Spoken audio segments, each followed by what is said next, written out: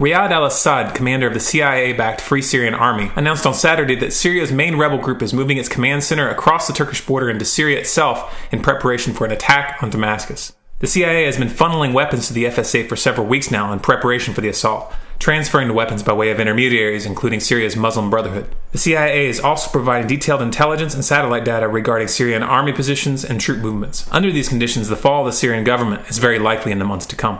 One extremely unpredictable element in this equation is whether Iran, Syria's closest ally, will intervene to defend Damascus. Such a scenario could provide a pretext for a U.S. attack on Iran. Last Thursday, Russian Deputy Foreign Minister Sergei Ryabkov warned Israel and other nations not to attack Iran over its nuclear program, saying, quote, "We warn those who are no strangers to military solutions that this would be harmful, literally disastrous for regional stability, and would set off deep shocks in the security and economic spheres that would reverberate far beyond the boundaries of the Middle East region." This warning came on the same day that Israel Prime Minister Benjamin Netanyahu was briefed by U.S. Secretary of Defense Leon Panetta and National Security Advisor Tom Donilon regarding U.S. preparations for a possible confrontation with Iran. According to Haaretz, a top Israeli official has been quoted as saying the following: "As opposed to the Bush administration, the Obama administration is indeed carrying out steps in the Gulf, transferring forces and preparing bases. There is an unprecedented U.S. deployment opposite Iran." These developments in Syria and Iran make much more sense when you look at them in the context of these statements, which were made recently by former IMF economist Patrick Clausen in a speech given for the Washington Institute for Near East Policy. The Washington Institute for Near East Policy is a highly influential neocon think tank, which publicly states that its mission is to influence the U.S. executive branch and the media. I frankly think that crisis initiation is really tough. And it's very hard for me to see how the United States president can get us to war with Iran. Which leads me to conclude that if, in fact, compromise is not coming, that the traditional way of America gets to war is what would be best for U.S. interests. Some people might think that Mr. Roosevelt wanted to get us into World War II, as David mentioned. You may recall we had to wait for Pearl Harbor. Some people might think Mr. Wilson wanted to get us into World War I. You may recall he had to wait for the Lusitania episode. Some people might think that Mr. Johnson wanted to send troops to Vietnam. You may recall he had to wait for the Gulf of Tonkin episode.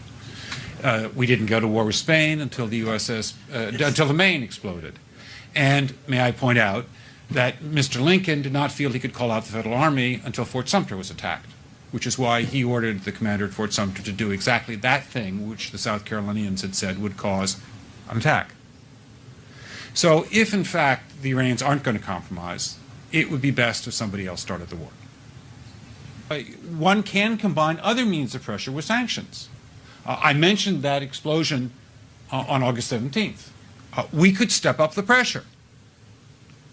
I mean, look, people, Iranian submarines periodically go down. Someday one of them might not come up. Who would know why? We can do a variety of things if we wish to increase the pressure. I'm not advocating that. But I'm just suggesting that this is not a either-or proposition of, it's just sanctions has to succeed or other things. We are in the game of using covert means against the Iranians. We could get nastier at that. In channel news, a lot of people have been asking why I disappeared for 4 months and didn't make any videos. Short answer is that I was working on a number of extremely involved projects, one of which is a website system for activists. Stormcloudsgathering.com, naturalrightsfoundation.org, ninja.net, and attunement.ninja.net are examples of sites that were built with this system.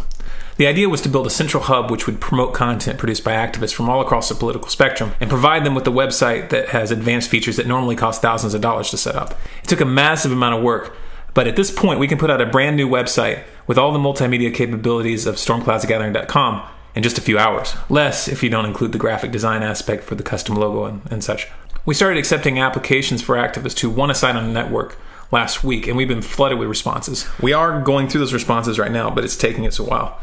The main thing we're looking for is people who have something important to say and are willing to take their time to put their ideas into articles or videos. One thing that stood out is that we had a number of contacts from veterans and military who want to get involved, which is great because that's really a key element of the population that we need to wake up. If you reach the military and they muster up the courage to disobey the immoral orders that they're being given, then it's game over. In light of that, we decided that the first activist site we're going to build is going to be specifically geared towards the military. We actually already have the site up and functional, and we're going to be releasing it once we've selected the right writers and site administrators. If you have a military background and you want to write articles or post videos on this site, contact us through the Get Involved link at thenaturalrightsfoundation.org or at stormcloudsgathering.com. In other channel news, I've started work on a full-length documentary-style film. I'm going to be releasing it out of sequence in sections, like chapters, and then in the end as a unified piece. Chances are you've probably already seen the first installment, which was the recent video that I put out called The Road to World War III. The final product is going to be about an hour long, so it's going to take a lot of work. If you'd like to contribute to the making of this film, you can click the donate button at stormcloudsgathering.com. Last but not least, I want to point you guys to a new YouTube channel that I recommend.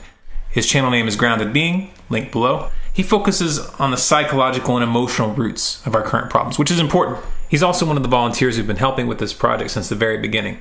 He's starting from ground zero on the technical side. He had to learn video editing from scratch.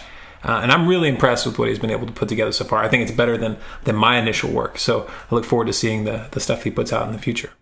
Hope you guys enjoy the rest of your day. Be sure to follow us on Facebook and Twitter for more interesting videos, articles, and commentary.